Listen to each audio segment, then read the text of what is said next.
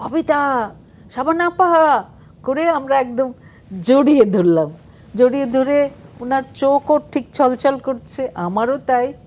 তার মানে আমরা একই জগতের, আমাদের মধ্যে তো একটা আত্মার সম্পর্ক। হয় না যে গানের ক্ষেত্রে যেমন রুনা লায়লা, সাবিনা ইয়াসমিন অবিচ্ছেদ্য দুটি নাম পাশাপাশি থাকে, সেরকম ববিতা শাবানা এই দুটি নাম কিন্তু সবসময় আমরা ছোটবেলা থেকেই শুনে আসছি।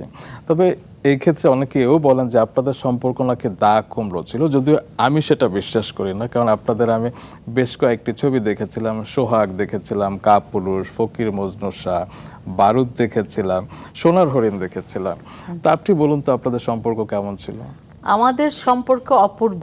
পত্রিকা কেন যে এরকম করে বানিয়ে বানিয়ে লিখতে হয় তা আমি বুঝি না, কিন্তু আসলে খুব সুন্দর। ওনার যখন ছেলে বর্ন হলো, তো আমি ওনাকে ফুল টুল নিয়ে ওনাকে কংগ্রেচুলেশন দিয়ে দেখতে গেলাম। তারপর আরো মজার দুই একটা স্মৃতি বলি। জি, কক্সবাজারে গেছি একটা সময়, তো কক্সবাজারে সব আর্টিস্টরা যেত ওই সময়, এক এক ছবির শুটিং হতো, এ হতো। তো আমি আমার রুমে বসে আছি, দরজা নক হয়েছে, আমি দরজা খুলেছি, দেখি শাবানা আপা। আচ্ছা। তো শাবানা আপা এসে বলছে, এই ববিতা শোনো শোনো, তোমার সাথে একটা কথা আছে। আমি বলছি, কি আপা?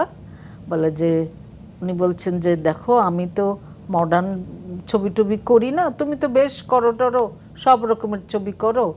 তো আমার এখন ডাইরেক্টর সাহেব বললেন যে একটা মডার্ন ড্রেস পরতে হবে, একটু বেশ মডার্ন চুল, মডার্ন ড্রেস। তো তোমার তো থাকেই, তুমি আমাকে দিবা?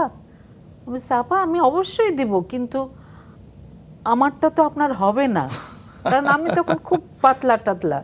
তো বললেন যে তুমি দাও দাও, দেখো আমি ওটা রাত্রেবেলায় বসে বসে সেলাই খুলবো, খুলে ওইটাকে ঠিক করে যাতে আমি পরতে পারি, ওইটা গানের মধ্যে পরবো।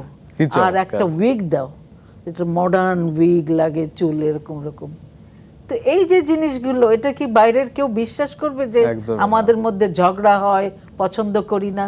না, এগুলো আমি মিথ্যে সিনিয়র কথা। সাংবাদিকদের থেকে এও শুনেছি যে আপনি তো দেশের বাইরে যেহেতু নিয়মিত যেতেন, আপনি কলকাতায় অনেক শাড়ি দেখতেন। হ্যাঁ, আমাকে উনি বললেন যে এই ববিতা তুমি তো খুব কলকাতায় যাও, তো আমার তো যাওয়াই পড়ে না কলকাতায়, যদি পারো আমার জন্য কিছু শাড়ি টাড়ি কিনে নিয়ে এসো। আমি বললাম যে আচ্ছা আপা। তারপরে আমি এসছি, এসে আমি আপাকে সুন্দর সুন্দর শাড়ি দিলাম, গিফট করলাম। বলে না, পয়সা নিতে হবে। আমি বলছি, না না, ছি ছি, আপনি পয়সা নেবেন এটা আমি, তাহলে আমি দেবো না আপনাকে। বলে আচ্ছা ঠিক আছে, দাও দাও। এই যে সম্পর্ক। একদম। তারপরে একদিন আমার সাথে আপার, তখন উনিও ছবি কমিয়ে ছেড়েই দিয়েছেন, আমিও খুব কম করি। কোনো একটা মার্কেটে দেখা হয়ে গেছে, উনি বোরখা টোরখা পরা, আমার সাথে দেখা হয়ে গেছে, এবং দুজন দেখি ববিতা, শাবানা আপা করে আমরা একদম জড়িয়ে ধরলাম। জড়িয়ে ধরে ওনার চোখও ঠিক ছলছল করছে, আমারও তাই। তার মানে আমরা একই জগতের, আমাদের মধ্যে তো একটা আত্মার সম্পর্ক। ঠিক তাই। কে কি বললো, বাইরের থেকে কি লিখলো, কিছু যায় আসে না, ওটা আমি ই করি না। এত মধুর সম্পর্কগুলো কিভাবে যেন পত্রিকায় অন্যরকম ভাবে পত্রিকায় চলে আসে কাটতির জন্য, আসলে। পত্রিকা যাতে বিক্রি হয়। আমার মনে হয় যে সেটা সিনেমাটিক একটা দৃশ্য ছিল যখন আপনারা জড়িয়ে ধরলেন। সিনেমা হলে ব্যাকগ্রাউন্ডে গান বাজতো, তুমি তুমি বড় ভাগ্যবতী। তুমি বড় ভাগ্যবতী।